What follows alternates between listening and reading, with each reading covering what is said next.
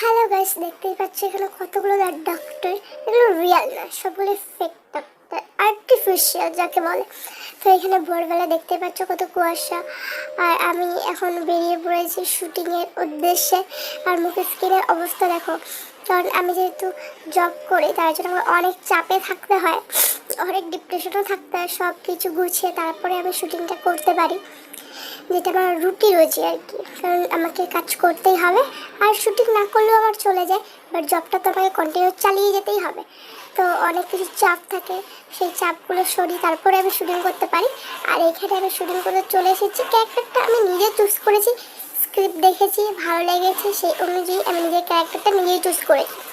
আর সব থেকে যেটা ভালো লেগেছে, আমি যে ড্রেসটা পরে এসেছি সেই ড্রেসটাই আমার অ্যাপ্রুভ হয়ে গেছে, অন্য কোনো ড্রেস চেঞ্জ আমাকে করতে হয়নি। আর আমার শুটিং খুব তাড়াতাড়ি হয়ে গেছে, তাই মেকআপও আমার খুব তাড়াতাড়ি হয়ে গেছে, তাই আমি এখন বাড়ি ফিরি। লোকাল ট্রেনে খুব একটা ট্রাভেল করি না, কারণ আমার ট্রেনে যাতায়াত করতে অনেক প্রবলেম হয়।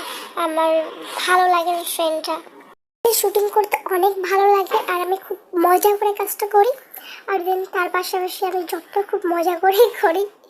যাই হোক, আজকে কাজ করে অনেক এনজয় হয়েছে।